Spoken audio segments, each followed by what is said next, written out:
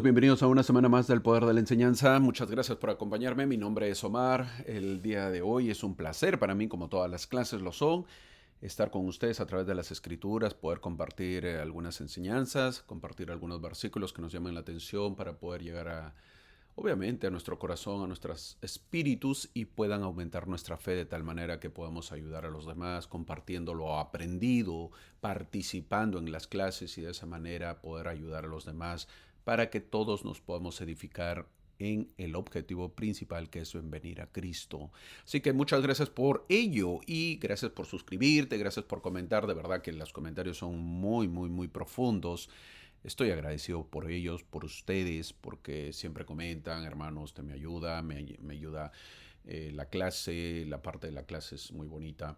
Yo trato de que la clase sea agradable y sobre todo espiritual para que llegue a tu corazón. No es el maestro, mi amigo, es las escrituras. Una escritura yo puedo cogerla o tomarla o analizarla y te puede llegar profundamente por el momento en que estás, por el momento que estás pasando. Otro maestro puede tomar no ese versículo y puede tomar otro versículo. Y el otro versículo que lo toma, de repente no llega a ti. No quiere decir que yo soy mejor, sino es de la forma de que quizás en el momento preciso que estás en la clase. Es muy bueno es por eso que estar en las clases, es muy bueno llevar estas clases, es muy bueno asistir a nuestras reuniones dominicales de tal manera que podamos aprender. Sí, mi hermano, yo siempre sugiero que puedas asistir a tus clases, que puedas leer las escrituras. ¿Por qué? Porque más allá que yo te pueda enseñar o que pueda de repente llegar al punto que tú querías, es Dios contigo, a solas, con tus escrituras. Ahí es donde la mayor fe, el mayor testimonio lo vas a ganar. Estas clases a través de YouTube que tenemos solamente son ayudas. ¿Ayudas para qué? Para ti. Nada más. Un poquito de historia, un poquito de contexto, un poquito de para que te centres y no te pierdas y el resto lo tienes que hacer tú. Si tú no haces nada en la clase, es complicado poder ayudarte. Ningún maestro te va a poder ayudar. Nadie. ¿Por qué? Porque uno tiene la fe, uno tiene que hacerla, uno tiene que construirla. Es por eso que la fe no se hereda. La fe uno lo tiene que trabajar, lo tiene que hacer, tengo que leer, tengo que estudiar, tengo que ver la clase, tengo que analizar manuales, tengo que orar, tengo que sentir, tengo que asistir a mis clases, tengo que ver a otros maestros, y mis maestros de la clase. Todo ello te va a ayudar a para que tu fe crezca, tu testimonio se fortalezca. Espero que te pueda ayudar y de verdad gracias por los comentarios. Es un gran precio lo que ustedes pagan porque me conforta para mí. Esta semana veremos lo que es la semana del 29 de julio, del 29 de junio, perdón, al 5 de julio. Gracias por ello y empezamos uno de los meses en declive, que quiere decir ya los meses finales del año. Ya estamos terminando el año, perdón, porque ya pasamos la mitad. Y como saben, también estamos estudiando lo que es el manual Ven, Sígueme de la Iglesia de Jesucristo de los Santos de los Últimos Días, el cual nos da el cronograma, el cual nos da unas pautas para poder saber qué leer. En este caso, esta semana leeremos Primera de Reyes del 12 al 13 y del 17 al 22. Como saben, también es una clase extra porque en la parte inferior dejo las direcciones para que ustedes puedan hacer a TikTok. ¿Por qué? Porque tenemos otras redes, las cuales están invitados para que nos puedan seguir, para que puedan conocer un poco más de estos canales que tenemos varios y las cuales podemos poner versículos, ponemos historias, ponemos pasajes de las autoridades generales y también vemos otra dirección que es acerca de YouTube porque esta clase ya lo dimos hace 4 años. Así que estás invitado y a disfrutar la clase y a sumergirte y poder ver los recursos que podemos tener de una clase. Esta semana veremos el título de la clase, lo pone el manual que dice Si Jehová es Dios, seguidle. Eso veremos Primera de Reyes 12 al 13 y del 17 al 22. Esta imagen que vemos ahí en la pantalla es acerca donde vemos al gran profeta Elías, un gran profeta que hace fuego en un altar, obviamente rodeado por sus demás sacerdotes, no sus sacerdotes, sino los sacerdotes del rey, los cuales serán pues idólatras, apóstatas, y vemos al pueblo también presenciando eso. Eso veremos hoy día en la clase. La clase está espectacular, como todas. Una vez más, agradezco a los que nos siguen de diferentes lugares, muchos de Estados Unidos en la parte hispana. Gracias por ello. Asimismo, a través de todas las plataformas, de verdad, seguimos creciendo, seguimos aumentando y llegando a más personas. Muchas más personas pueden ver los tanto los shorts que tenemos en YouTube, porque hay pequeños videitos que pongo, también en todos los canales de las diferentes plataformas como Instagram, Facebook y TikTok. Gracias por ello, de verdad, es un placer para mí poderles ayudar. Empezaremos con la clase y obviamente vemos ahí a un hombre en la cual pues, se ven zanjas o donde pasa el agua que están cavando. Ahorita lo analizaremos eso. Cuando un reino se divide, casi siempre primero se divide el corazón. Es interesante esto, ¿ah? Y esto es lo que vamos a ver. Antes de entrar directamente a la clase, imaginemos el momento histórico. Es bueno saber la parte de la historia para poder entenderlo. Israel viene de una época gloriosa. Sí, mi amigo. David había sido unido al pueblo, Salomón había construido el templo, Jerusalén había llegado a ser el centro espiritual de Israel y era conocido pues a nivel mundial, ¿no? Había mucho oro, había mucho dinero, la economía estaba muy buena, el templo sobre todo pues daba prestigio a la nación y era conocido, ¿verdad? Por todos los milagros que tenían y por tenerlo al gran Dios Jehová como su Dios. ¿Por qué? Porque todo el mundo era idólatra. Entonces, obviamente, tenerlo a Israel o ir a la batalla con él era perder, ¿no? Entonces, ellos habían crecido, su hegemonía se volvía más fuerte. Era un país, entre comillas, un país ya más potente. Pero después de la muerte del gran rey Salomón, algo comenzó a quebrarse. Y esto es muy importante porque muchas veces pensamos que los grandes colapsos empiezan de golpe. Los colapsos de las economías o de los países no empiezan a veces, o de nuestras familias, no empiezan de golpe de nuestras vidas, sino que empiezan poco a poco. Así que de nuestras vidas también empiezan poco a poco. Por ejemplo, ¿pensamos que un matrimonio se rompe de un día a otro? No, no es verdad. No se rompe de un día a otro, sino que ya viene desmoronándose. Por ejemplo, ¿también pensamos que una familia se divide de repente? No, sino que poco a poco ha ido, obviamente, socavando ello. ¿Que una persona se aleja de Dios de una sola decisión? Un domingo va y dice, no, nunca más vuelvo. No, mentira, no es así, sino que poco a poco ha ido minando su corazón y obviamente que toma la determinación un día y dice, ya no voy.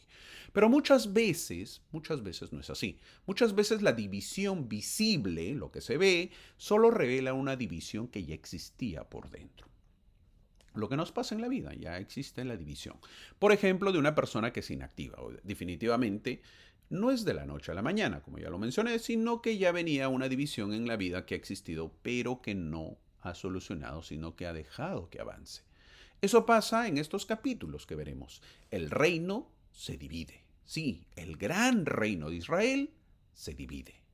Pero antes de que se divida el reino, se había dividido la obediencia. Y eso es grave. Antes de que se divida el territorio, se había dividido la adoración. También es muy grave. No te puedes dividir en la parte espiritual. Antes de que Israel levante becerros de oro, ya había levantado temores, orgullo, ambición y control dentro del corazón. Es decir, que el país estaba grave total o en lo espiritual. Estaba grave total en la parte espiritual. El rey gran sabio Salomón al comienzo ayudó, pero al final de sus días prácticamente abandona al pueblo en la parte espiritual. Y eso es grave. Por eso el título de esta clase no es simplemente la historia de Elías o el reino dividido. El título es del corazón dividido al altar restaurado. Sí, porque empezamos con un corazón dividido como es la división del pueblo de Israel. Y luego terminaremos al altar restaurado, que ustedes verán al final de la clase. Estos capítulos que veremos hoy nos muestran tres cosas muy fuertes. Primero, lo que pasa cuando el corazón se divide. Segundo, lo que Dios hace para llamar a su pueblo de regreso. Y tercero, que Dios no solo quiere ganar una batalla afuera, Dios quiere restaurar un altar adentro y eso es lo más importante para Dios. Veremos que la religión de Jeroboam, conoceremos a un personaje llamado Jeroboam, un nuevo personaje que conoceremos, fue una religión fabricada según el gusto de la gente, una adoración acomodada a conveniencia humana, no a la revelación de Dios. Esa idea es clave para toda la clase. Cuando el corazón quiere controlar a Dios, termina pues fabricando sustitutos de Dios. Y podríamos resumir esta clase antes de empezar sabiendo toda esta introducción. La pregunta clave, ¿dónde está mi corazón? Mi corazón, ¿a qué lado se dirige? ¿A la obediencia o quiero controlarlo a Dios? En la imagen vemos a unos hombres cavando unas zanjas, las cuales son aguas para que puedan retener.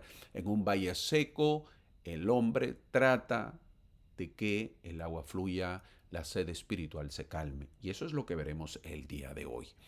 Entramos al punto número 1 y lo veremos en Reyes, Primera de Reyes, capítulo 12. Sí, mi amigo, porque en esta semana, esta clase veremos 12, 13, 17, 18, 19, 20 y 21, casi 7 capítulos, los cuales son muy amplios y trataremos de poder exprimirlo y aprender. Entonces, el punto número 1 está en Primera de Reyes, capítulo 12. Este punto lo llamaremos el reino dividido, cuando el orgullo abre una grieta. Sí, el orgullo llegó a Israel.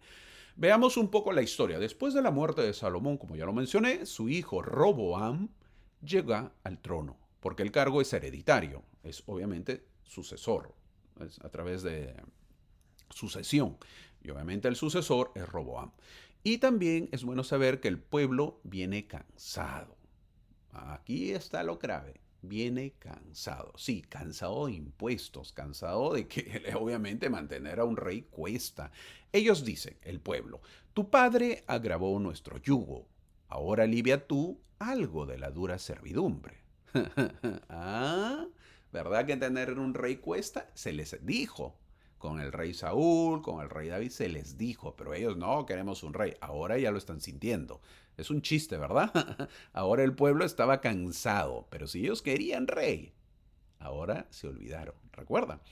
Y se les dijo que el rey les exigiría, pero aún así ellos aceptaron. Ahora, ahora están cansados, pues. Interesante, ¿verdad? Es como cuando elegimos nuestros gobernantes. Hey, se te dice, mira si sigues ese gobernante, mira sus políticas, tiende a ser tal como tales países, vamos a tener cuidado. Y la gente pues sigue y sigue y sigue con lo mismo. Luego ocurre y luego estamos quejándonos. Y eso es grave, tenemos que asumir nuestras consecuencias.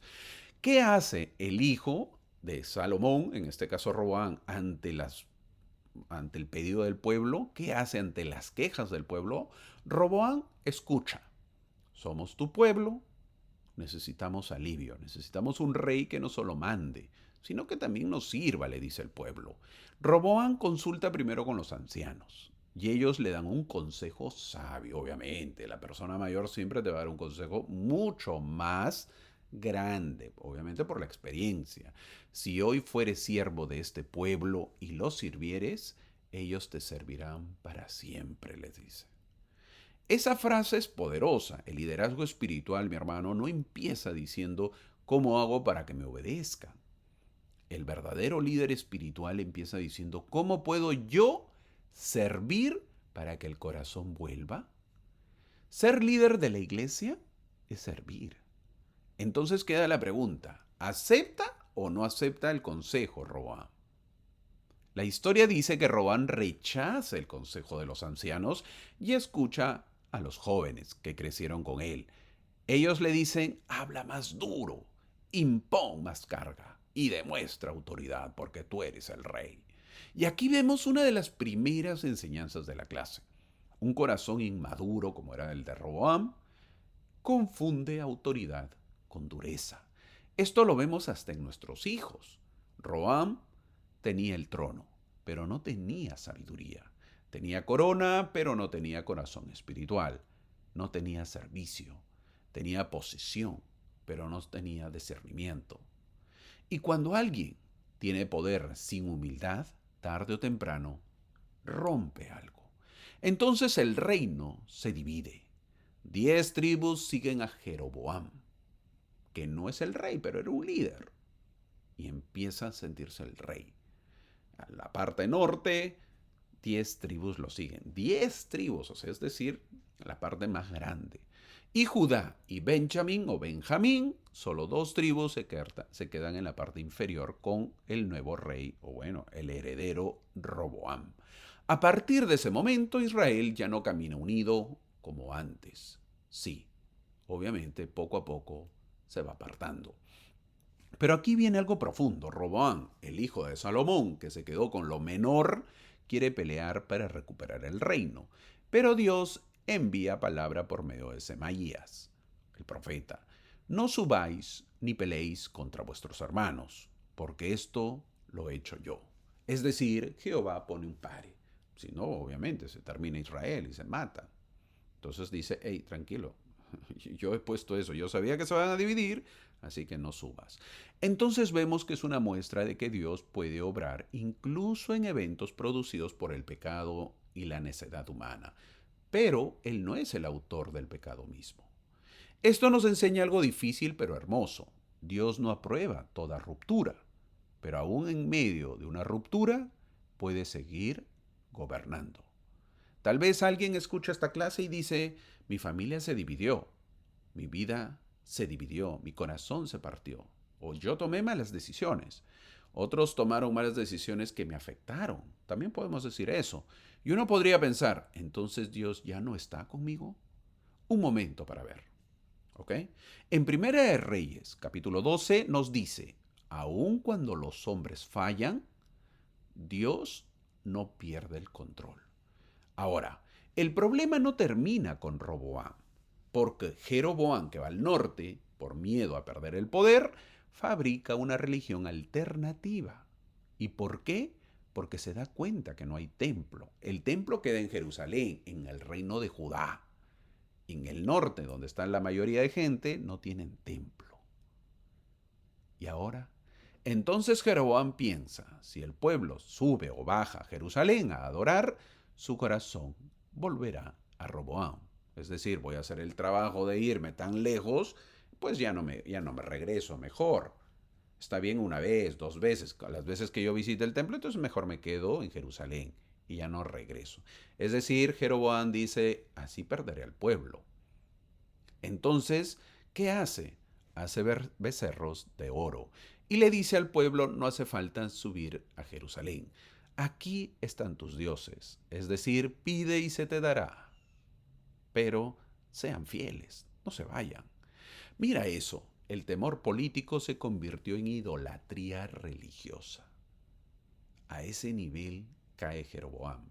Y esto pasa también el día de hoy, en nuestros tiempos. A veces no levantamos becerros de oro porque ya es muy escandaloso, pero fabricamos una versión de Dios que no nos confronte, que no nos pida cambiar, que no nos saque de la comodidad, que no toque nuestro orgullo. Y eso no puede ser. A veces, Dios, no es que a veces, siempre, va a tocar nuestro orgullo, nos va a sacar de la comodidad. Hey, reuniones. Hey, vamos los domingos a la iglesia. Sí, hey, vístete un poquito más decente. No te pido ropa cara o ropa costosa, pero sí decente. Hey, cuida tu salud. Hey, deja un poco el dinero y paga un diezmo. Ayuna. Eso nos pide Dios. Y a veces eso no queremos que nos diga nada. La gran enseñanza del punto 1 es esta. Cuando el corazón tiene miedo de perder el control, empieza a fabricar ídolos que pueda controlar. Pues. ¿Por qué? Porque al ídolo yo lo controlo al ídolo. Ya no me controla. Jeroboam no negó la religión, la manipuló, lo hizo apóstata. No dijo no adoren, dijo adoren aquí, de esta manera, bajo mi sistema. Y ese es un peligro muy sutil, porque no toda idolatría empieza con rechazo abierto a Dios. A veces empieza con una versión cómoda de Dios. Tal vez tú no has levantado un becerro de oro, pero pregúntate, ¿he acomodado mi fe para que no me incomode? ¿He cambiado obediencia por conveniencia? ¿He hecho de Dios una idea que me sirve, pero no un Señor al que yo sirvo? Porque un corazón dividido, mi hermano, no siempre abandona a Dios. A veces solo quiere adorarlo a su manera. Ahora, cuando el pueblo empieza a adorar de forma equivocada, Dios no guarda silencio. Dios levanta una voz profética. Y por eso pasamos del reino dividido al altar confrontado. El punto número 2 está en Primera de Reyes, capítulo 13, el altar y el profeta. No basta empezar bien, sino que hay que obedecer hasta el final.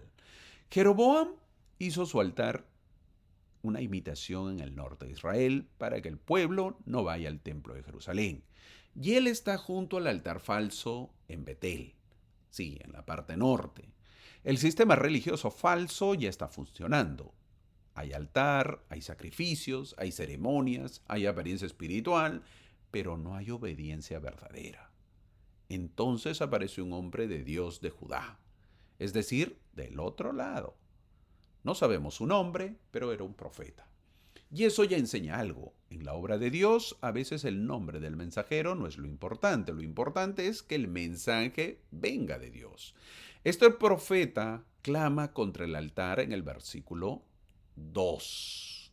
Sí, en el versículo 2 anuncia que un día un rey llamado Josías destruiría ese altar. Y como señal inmediata, el altar se rompe. Jeroboam extiende su mano contra el profeta, pero su mano se seca, dice el versículo 4. Entonces pide una oración y el profeta intercede por él. Dios lo restaura o restaura la mano del rey. Este detalle es muy fuerte. El profeta que fue amenazado ora por el hombre que lo quiso detener. Eso nos enseña que la verdadera voz de Dios no solo confronta, también intercede. No solo denuncia, también muestra misericordia. Pero después viene una parte muy seria. Jeroboam invita al profeta a comer y quiere darle pues un regalo. El profeta responde que no puede hacerlo, porque Dios le había mandado no comer, no beber y no volver por el mismo camino. Hasta aquí el profeta obedeció. Pero luego aparece un viejo profeta de Betel, que le dice, yo también soy profeta. Y un ángel me habló diciendo que vuelvas conmigo. El texto aclara en el versículo 19 diciendo que le mentía.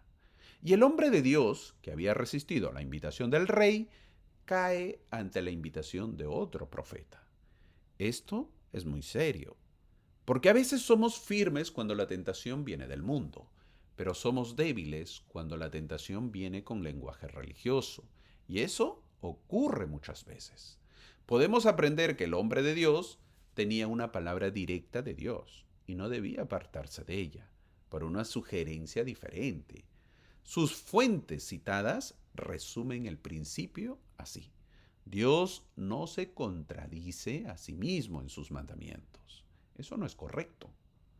Esta historia nos enseña algo que puede incomodar, pero es necesario. No toda voz espiritual viene de Dios. Anótalo. Una vez más, no toda voz espiritual viene de Dios. No toda voz espiritual viene de Dios. Es por eso lo importante que es creer en los profetas verdaderos. Tú puedes recibir una revelación, un sueño, recibir la visita de un ser espiritual que se te diga que tienes que dirigir el barrio. Pero tú, mi hermano, no eres el obispo, no eres el líder. Por lo tanto, esa revelación, ese sueño, esa visión que tuviste es falsa. Tened cuidado porque lo máximo que uno puede recibir es hasta el orden que yo tenga.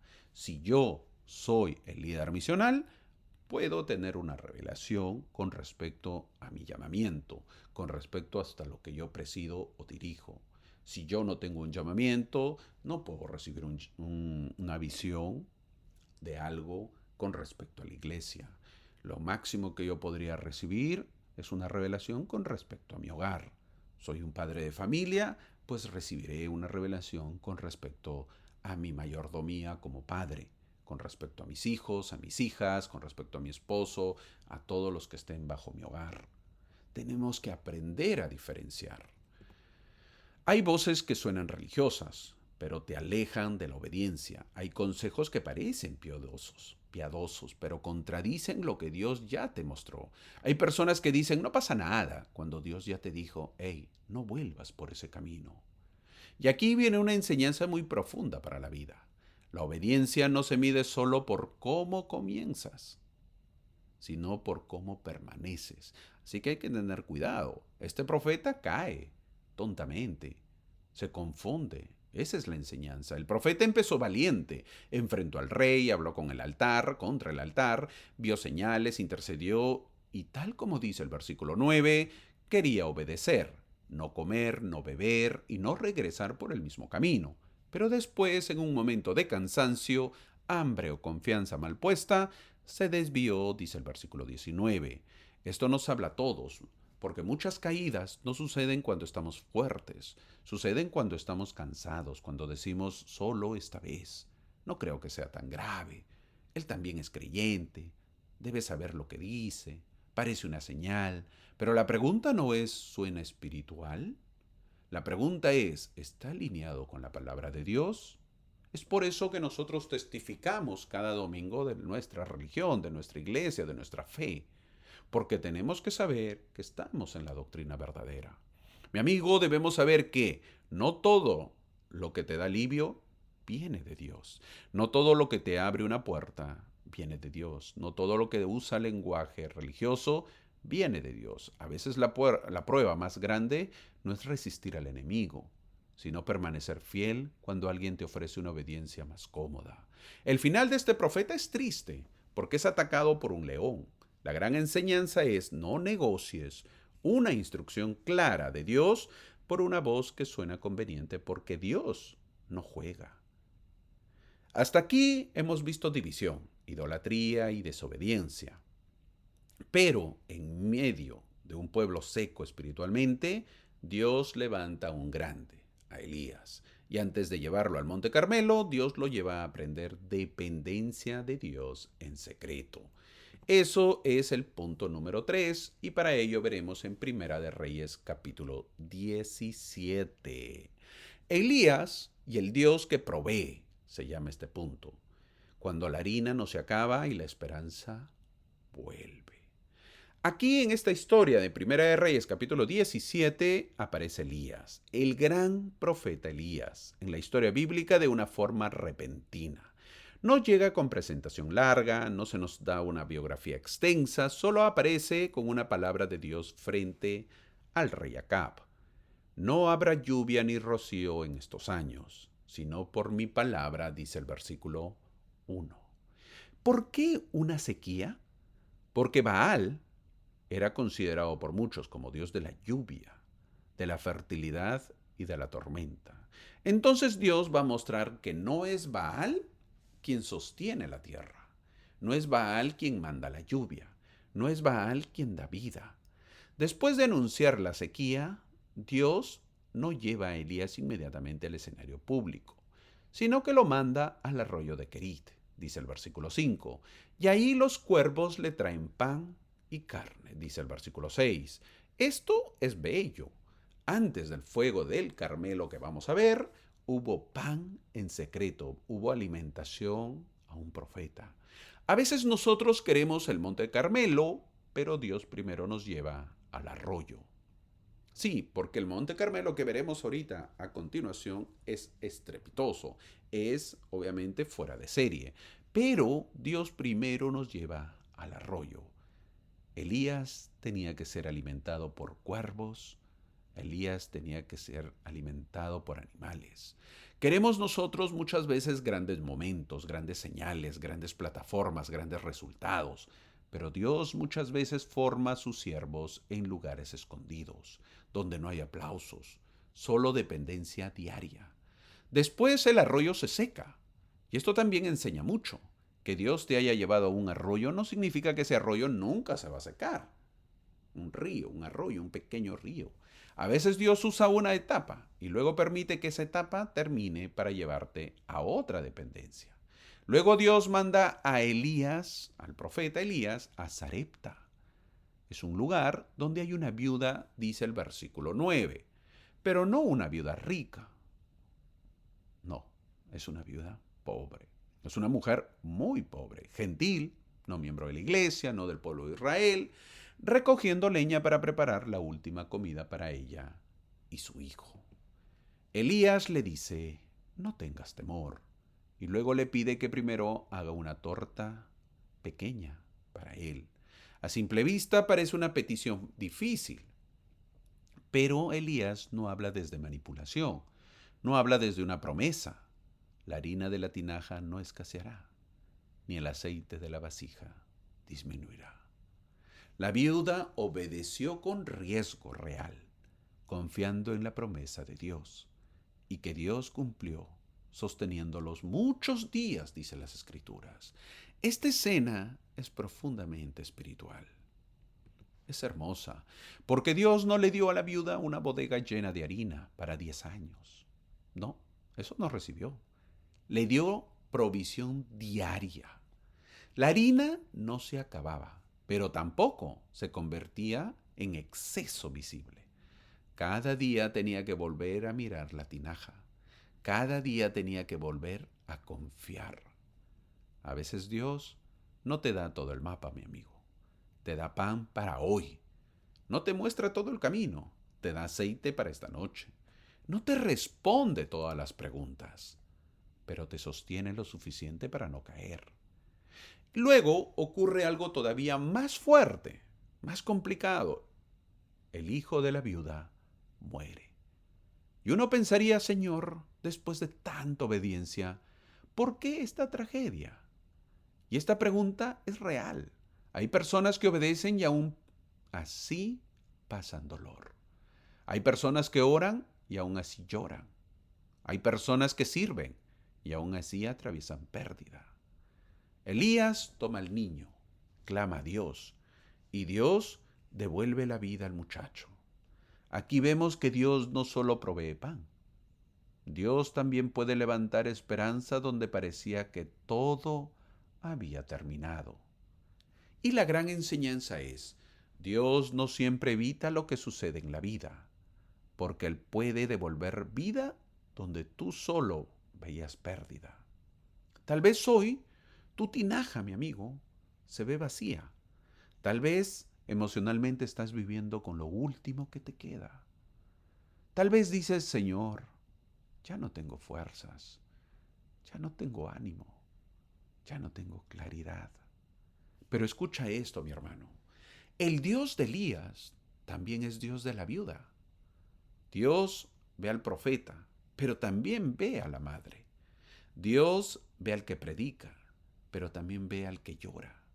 Dios sostiene al mensajero y también sostiene al hogar quebrado.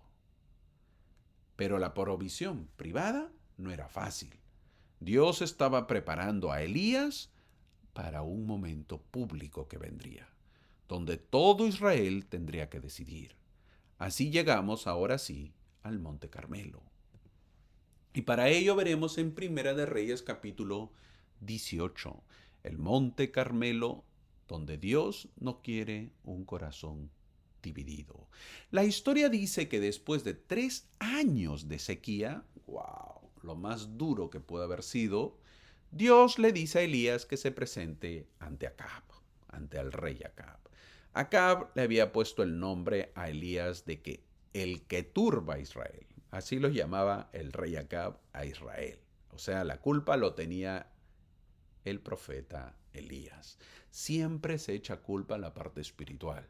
Siempre. No, nosotros no somos culpables. Y mira el nombre que le ponen. El que turba a Israel lo llamaba. Él era el culpable, no era el profeta. Pero bueno, así se puso. Elías responde que el profeta no era él. El problema. El profeta era él, pero Elías responde que el problema no era él. El problema era que Acab y su casa habían dejado los mandamientos del Señor y habían seguido a los Baales dioses idólatras. En el versículo 18 lo dice. Esto es muy actual. A veces el mundo llama problema a la voz que confronta, pero no llama problema al pecado que destruye. Llama intolerante al que dice la verdad, pero llama libertad a lo que esclaviza.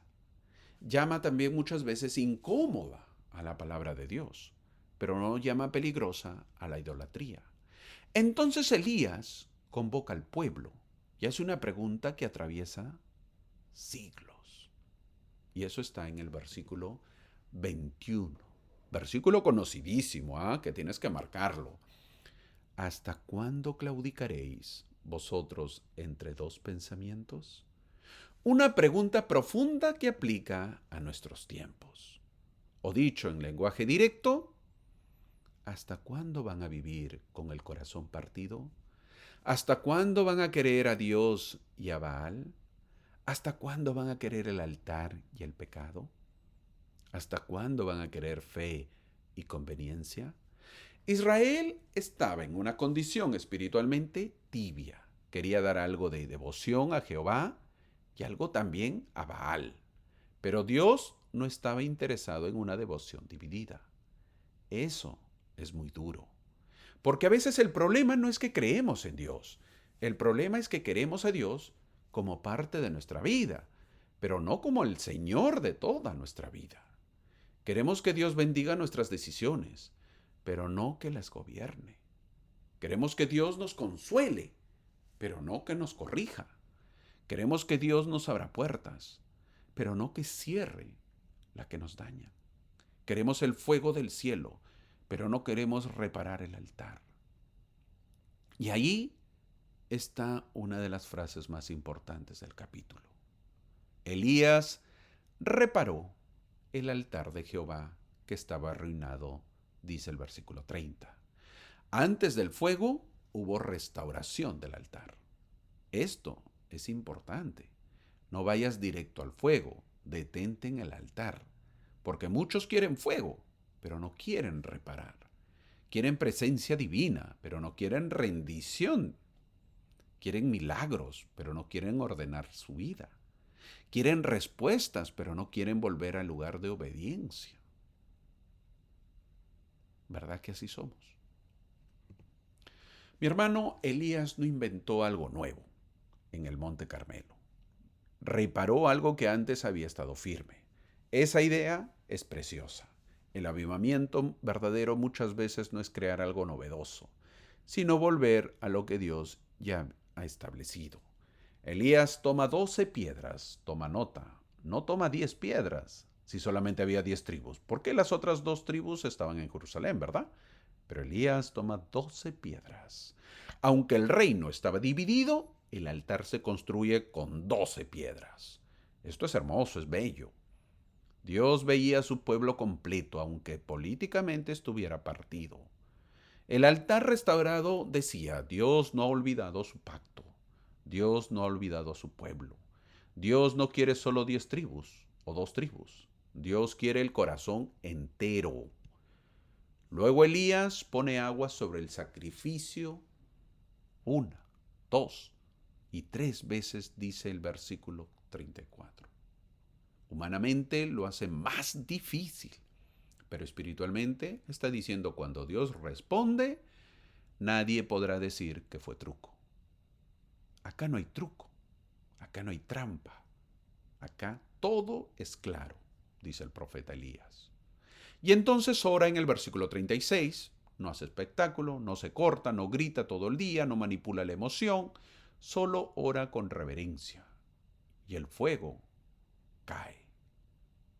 Sí, el fuego cae. El fuego consume el sacrificio, la leña, las piedras. Es fuerte. El polvo, el agua. Dios responde de forma total y el pueblo cae rostro en tierra diciendo, Jehová es Dios, Jehová es Dios. Ese momento es poderoso, pero también debemos decir algo serio. Mi hermano, esa convicción fue real en el momento, pero no se convirtió necesariamente en una transformación permanente para todo Israel. Fue un milagro espectacular que nos hubiese gustado estar presentes, a todos, pero no necesariamente haría cambiar nuestro corazón. ¿Y por qué? Una experiencia espiritual, mi hermano, puede conmoverte, pero solo una decisión diaria puede transformarte. Y nosotros queremos eso. Queremos experiencias espirituales que nos conmuevan. Ah, que hable el hermanito, porque habla muy bien. Porque quiero que conmueva este espíritu duro que yo tengo. Una vez más, una experiencia espiritual puede conmoverte, pero solo una decisión diaria tuya puede transformarte.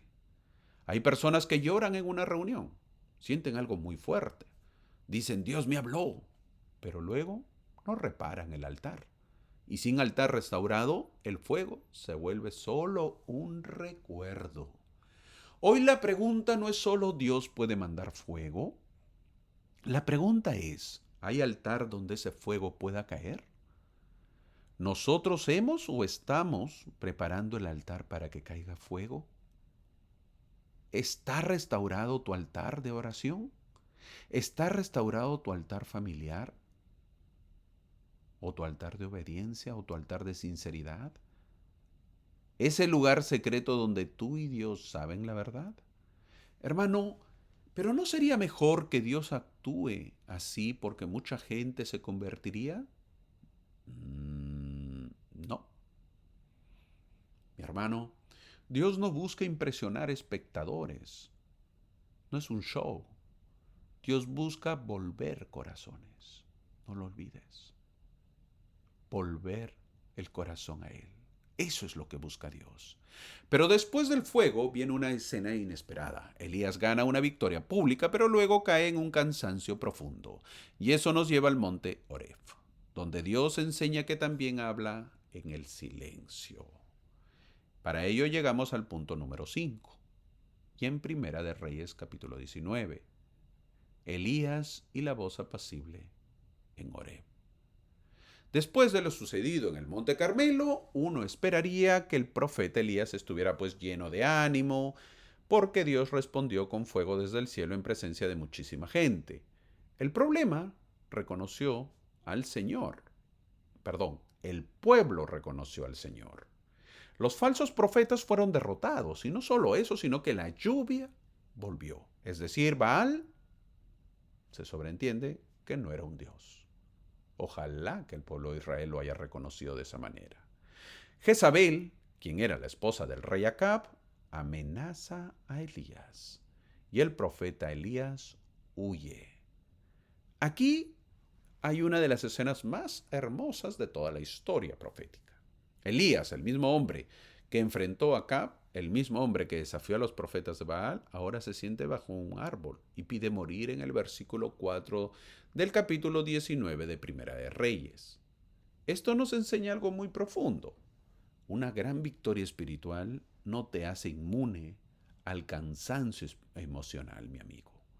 Lo emocional también cansa, y el profeta Elías se sintió cansado. A veces después de predicar, después de servir, después de sostener a otros, después de ser fuerte para todos, uno llega a un lugar donde ya no puede más. La parte espiritual también cansa. Si es que no lo sabías. Y la manera en que Dios trata a Elías es preciosa. Dios no empieza con un sermón largo, no le dice, oye, ¿cómo puedes sentirte así después de todo lo que viste? No lo humilla. Dios no lo humilla a Elías, no lo desecha. Dios le da comida en el versículo 5, en el versículo 6, un ángel se le aparece y lo levanta y luego lo deja comer. Luego le da más comida y le dice, levántate y come, porque largo camino te resta, dice el versículo 7. Dios no exigió una recuperación inmediata de Elías, sino que lo trató con paciencia, le dio alimento y tiempo para recuperarse. Y esto es espiritual. Porque a veces espiritualizamos tanto la vida que olvidamos que un siervo cansado también necesita dormir, necesita comer, necesita respirar, necesita silencio, necesita proceso. Dios no trató a Elías como máquina, lo trató como hijo. Luego Elías llega al monte Oreb, el monte de Dios. Y allí hay viento, terremoto y fuego. Pero el texto dice que Dios no estaba en esas manifestaciones de la manera en que Elías necesitaba encontrarlo. Después vino una voz apacible y delicada, dice el versículo 12. Y allí Elías cubre su rostro en el versículo 13. Dios se encontró con Elías en esa voz suave. Y esa voz al corazón puede ser más poderosa que demostraciones externas de poder. Esto es una gran enseñanza muy necesaria para nuestro tiempo. Vivimos en una época de ruido, mi hermano. Todo es bulla. Las redes gritan, la opinión pública grita, los problemas gritan, las noticias gritan, la ansiedad grita. Incluso a veces buscamos a Dios solo en lo espectacular porque nos acostumbramos a eso, a los gritos. Pero Dios también habla bajito. Y para escuchar una voz suave hay que bajar el ruido interior. Elías necesitaba aprender que Dios no solo era Dios del fuego en el Carmelo, también era Dios del susurro en la cueva. ¿Y por qué?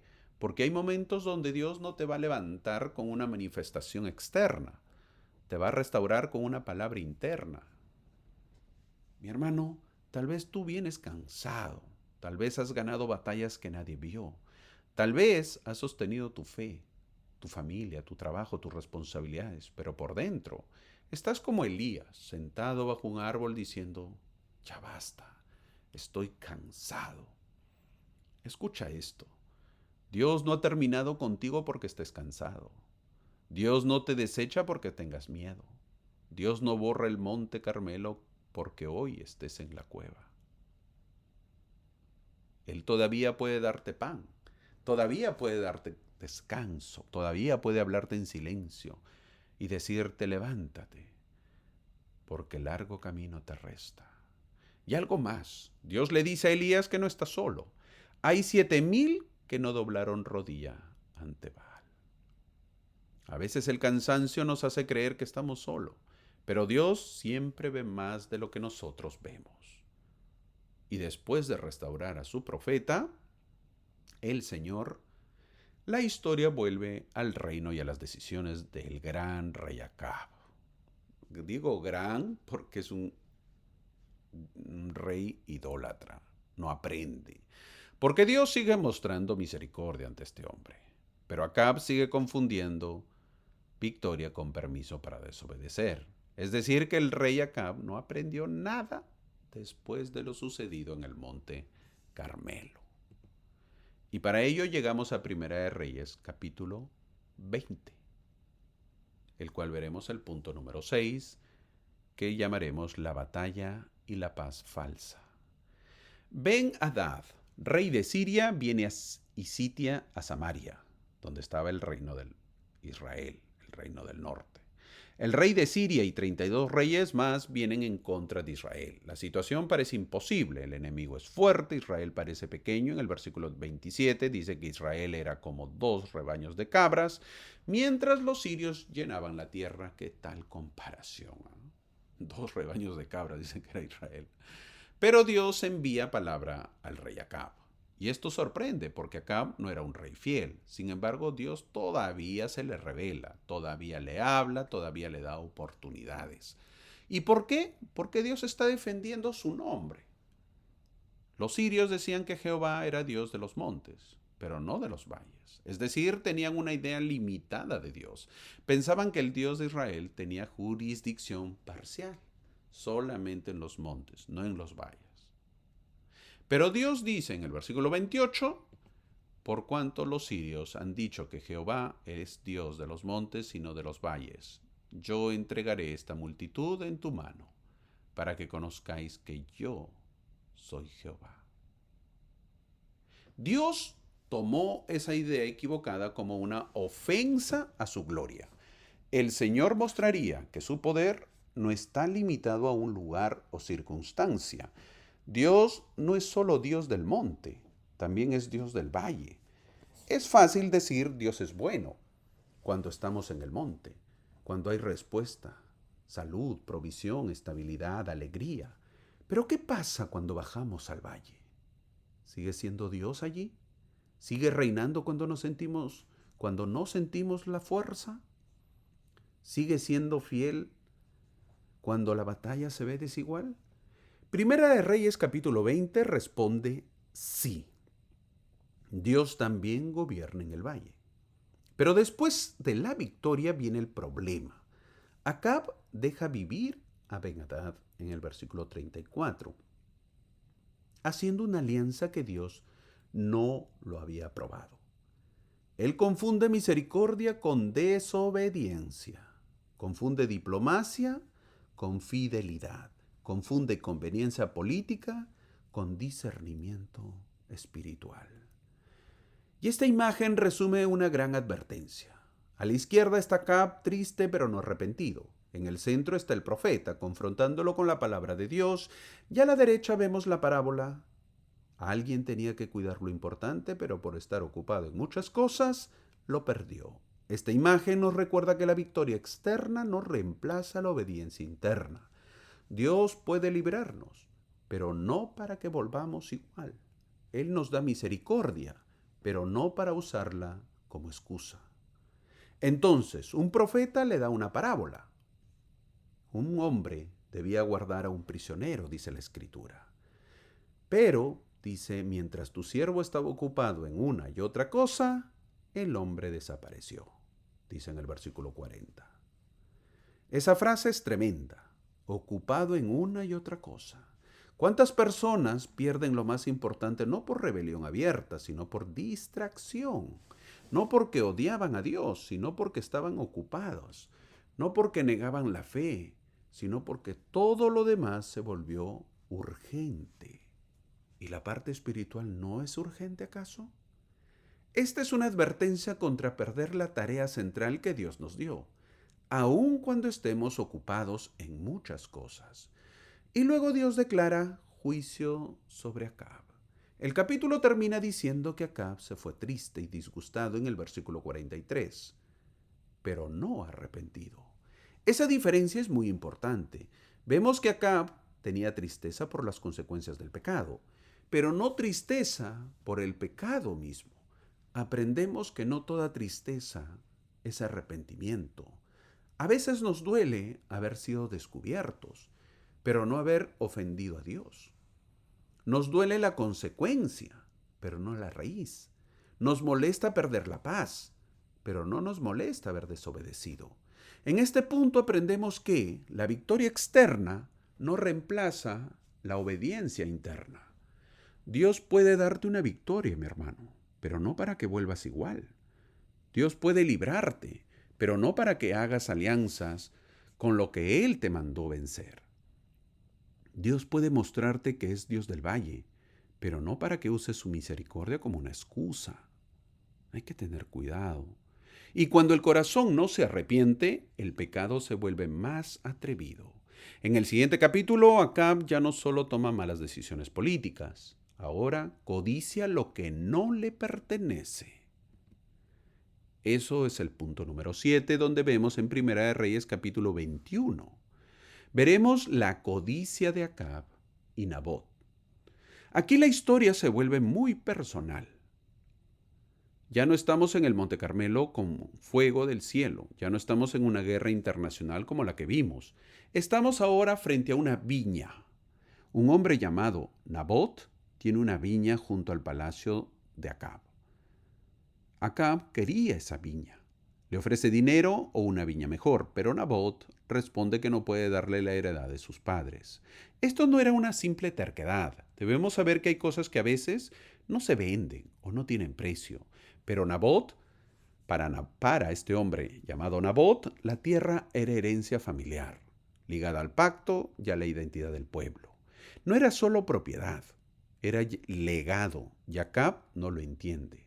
Acab no recibe bien el no, la negación de este hombre. El rey se va a su casa triste, molesto, se acuesta en su cama, vuelve el rostro y no quiere comer. Esta escena es la reacción de verdad de un hombre caprichoso, no consiguió lo que quería, de un niño prácticamente. Para mi opinión, de Omar Pérez, los dos son caprichosos, tanto el rey como este hombre llamado Nabot.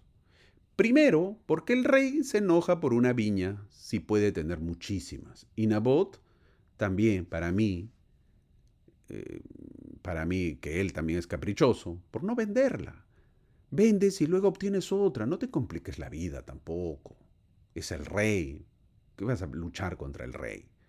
Aquí, sin embargo, la historia dice que aquí hay una enseñanza. El carácter se revela cuando Dios o la vida nos dicen no. Eso es importante, ¿eh? No podemos tomar la vida de otras personas. Debemos saber que cualquiera puede parecer espiritual cuando todo le sale como quiere. Pero ¿qué pasa cuando no obtienes la viña? ¿Qué pasa cuando alguien pone un límite? ¿Qué pasa cuando Dios dice, eso no es tuyo? ¿O qué pasa cuando tu deseo choca con la justicia? Entonces entra Jezabel, la esposa del rey. Era terrible esta mujer. Ella trama una falsa acusación. Usa testigos falsos, Nabot es ejecutado injustamente y Acab toma posesión de la viña. Listo, se solucionó el problema. Este capítulo muestra hasta dónde puede llegar un deseo no rendido. La codicia empieza diciendo, solo quiero eso. Luego dice, lo merezco. Luego dice, no me importa cómo lo consigo, pero lo quiero. Y al final, aunque otro sea destruido, yo lo quiero. Todo el problema que se origina por una viña, por un terreno. Y hasta la fecha mucha gente se pelea por terrenos, por casas, por herencias. Con este problema ocurrido, Dios envía a Elías otra vez. Elías le dice a Acab en el versículo 19, ¿no mataste y también has despojado? Y luego te has vendido a hacer lo malo. ¡Wow! Grandes palabras que le dice el profeta al rey. Si vemos la vida espiritual del rey Acab, como lo vemos como alguien totalmente entregado al pecado, dominado por aquello que eligió servir, pero aquí ocurre algo inesperado. Acab se humilla, rasga sus vestidos, pone cilicio, ayuna, anda humillado. Y Dios le dice a Elías que por cuanto Acab se ha humillado, no traerá el mal en sus días, dice el versículo 29. Eso no borra la gravedad del pecado. Nabot fue asesinado. La injusticia fue real. El juicio sigue enunciado, pero aún allí vemos un destello de la misericordia de Dios. Y esto nos enseña dos cosas. Primero, Nabot, el que perdió la viña, no tuvo abogado en la corte de Acab, pero tuvo testigo en el cielo. Es decir, Dios ve en la injusticia. Segundo, Acab no se convierte en un modelo de fidelidad, pero su humillación muestra que Dios no desprecia un corazón que se inclina, aún en una historia manchada, aún en una historia manchada. Es decir, por más que estemos sucios o manchados, Dios siempre responde en nuestra ayuda. Mi hermano, tal vez alguien te quitó algo, tal vez fuiste tratado injustamente, tal vez tu voz no fue escuchada, tal vez otros manipularon la historia, pero Dios vio la viña donde fuiste maltratado. Dios vio a Nabot. Dios vio la mentira. Dios vio el abuso, la lágrima. Y Dios no es indiferente. Para nosotros la pregunta es, ¿qué viña estoy codiciando y me parezco al rey Acab? ¿Qué deseo estoy justificando? ¿Qué límite no quiero aceptar? Porque en la vida no podemos tener todo. ¿Qué parte de mi corazón se molesta cuando Dios dice no? No olvidemos que el poder sin arrepentimiento destruye, pero la humildad todavía puede detener el juicio. Ahora, ¿qué sigue en la historia? Acab no permanece en humildad y la historia termina con una escena donde él no quiere escuchar la verdad. Quiere una palabra que confirme sus deseos. Así llegamos a Micaías, en el punto número 8. Primera de Reyes, capítulo 22. Micaías y el fin de Acab. El rey Acab quiere recuperar la tierra de Ramot de Galaad. Invita a Josafat, rey de Judá. Josafat le dice algo sabio. Consulta hoy la palabra de Jehová. Entonces Acab reúne a unos 400 profetas. Todos dicen lo mismo. Sube porque Jehová la entregará en mano del rey. Pero Josafat, rey de Judá, percibe algo. Pregunta, ¿hay aún aquí algún profeta de Jehová por el cual consultemos? Dice el versículo 5.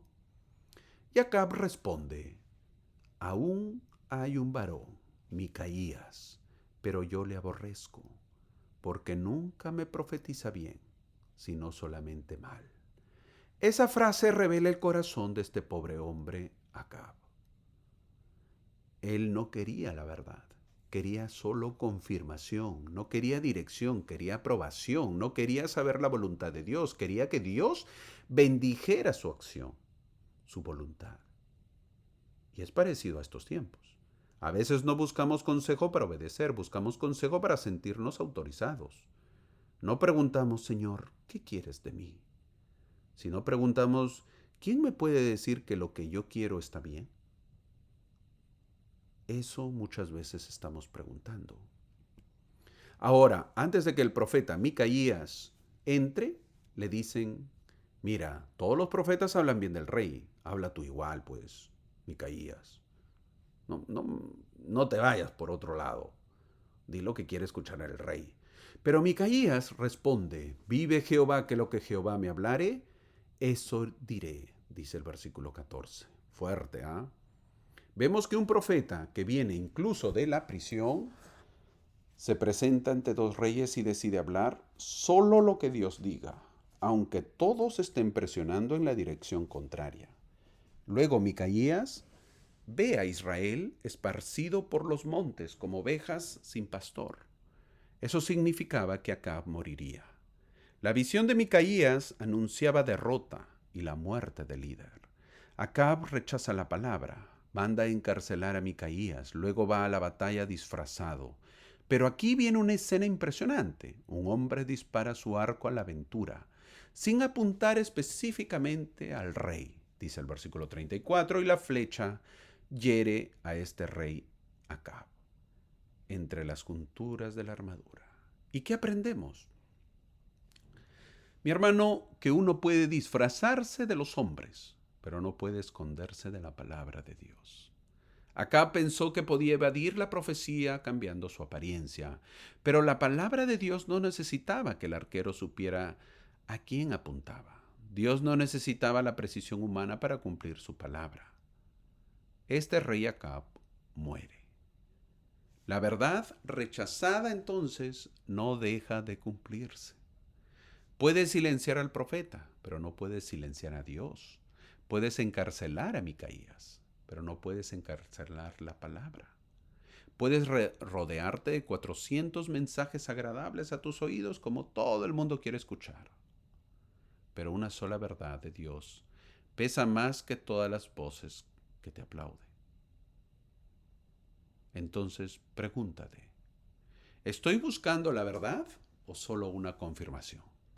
¿Quiero que Dios me hable o quiero que Dios diga lo que yo ya decidí? ¿Estoy escuchando al profeta Micaías o solo a los profetas que me hacen sentir cómodo? Porque un corazón restaurado nos pregunta, ¿qué quiero oír? Pregunta, Señor, ¿qué quieres decirme? Eso deben ser nuestras oraciones. Al terminar la clase y hacer un análisis parece que fuesen historias separadas, pero no. Es un solo mensaje. Dios llama una y otra vez al corazón dividido para que vuelva al altar verdadero. Y así llegamos a todo el final, del corazón dividido al altar restaurado. Miremos toda la imagen por un momento. Arriba vemos el título del corazón dividido al altar restaurado por el profeta Elías. Ese es el camino de toda la clase. Primero, en Primera de Reyes capítulo 12, vimos un reino dividido. Roboam, hijo de Salomón, no escuchó la sabiduría y Jeroboam tuvo miedo de perder el control. Ese miedo terminó fabricando becerros de oro. Aprendimos que cuando el corazón no confía en Dios, empieza a construir sustitutos. Luego, en el capítulo 13 de Primera de Reyes, vimos al profeta y el altar. Un hombre de Dios empezó bien, habló con valentía, confrontó al rey, pero no permaneció fiel a la instrucción que había recibido. Aprendimos que no basta empezar obedeciendo, hay que obedecer hasta el final. Luego vimos en Primera de Reyes, capítulo 17, a Elías en lo secreto, junto al arroyo y en la casa de la viuda. Ahí Dios proveyó pan, harina, aceite y aún vida donde había muerte. Aprendimos que Dios no siempre da abundancia visible, pero sí puede sostener cada día al que confía en Él. Luego pasamos a Primera de Reyes 18. Vimos el Monte Carmelo, donde Elías preguntó, ¿hasta cuándo claudicaréis entre dos pensamientos? Él reparó el altar antes de que cayera el fuego, y cuando Dios respondió, el pueblo dijo, Jehová es el Dios. Aprendimos que Dios no quiere una parte del corazón. Él llama a una decisión completa. En Primera de Reyes, capítulo 19, vimos a Elías cansado, huyendo, queriendo rendirse, pero Dios no lo desechó. Le dio pan, descanso, dirección y una voz apacible. Aprendimos que Dios también habla al cansado y que no siempre viene en el fuego, a veces viene en el susurro. En el capítulo 20 de Primera de Reyes vimos que Dios es Dios de los montes y de los valles. Dios dio victoria a Israel, pero Acab siguió sin un arrepentimiento verdadero. Aprendimos que una victoria externa no reemplaza una obediencia interna. En Primera de Reyes, capítulo 21, vimos la viña de Nabot, la codicia de Acab y la manipulación de la esposa, Jezabel, llevaron a una injusticia terrible, pero Dios vio lo que otros intentaron esconder. Aprendimos que el poder sin arrepentimiento destruye, mi hermano, pero que Dios todavía mira al humilde. Ahora, en el capítulo 22 de Primera de Reyes, vimos a Micaías frente a la presión de todos. Mientras 400 profetas decían lo que el rey quería escuchar, Micaías dijo lo que Dios quería decir. Aprendimos que la verdad de Dios no cambia, porque muchos prefieren una mentira. Entonces, ¿cuál es el mensaje central? El mensaje es que Dios sigue llamando a un pueblo dividido a volver a Él. Siempre ese es el mensaje. No solo volver a una costumbre, no solo volver a una reunión, no solo volver a una apariencia religiosa, sino volver al altar. Volver al altar significa volver a la obediencia, dejar los becerros que fabricamos por miedo, escuchar la voz verdadera aunque incomode. Volver al altar significa confiar cuando la harina parece poca, decidir en el Carmelo, sí, en el monte, dejar que Dios nos restaure en la cueva. Volver al altar significa arrepentirnos antes de que la codicia nos destruya. Significa amar la verdad más que la aprobación. Mi hermano, tal vez hoy no estás frente a un altar de piedra, pero sí estás frente a una decisión. ¿A quién escucharás? ¿A qué Dios servirás? ¿Qué altar vas a reparar? ¿Qué ídolo vas a derribar? ¿Qué verdad vas a aceptar?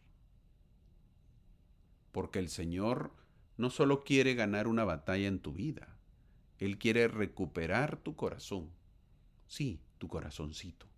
Y cuando el corazón vuelve al altar, Dios todavía puede mandar fuego. Depende de nosotros. Espero que esta hermosa clase te haya ayudado, te haya dado algunos puntos, puedas tomar buenas decisiones y que te sirva en esta semana. Gracias por acompañarme y te espero la próxima semana.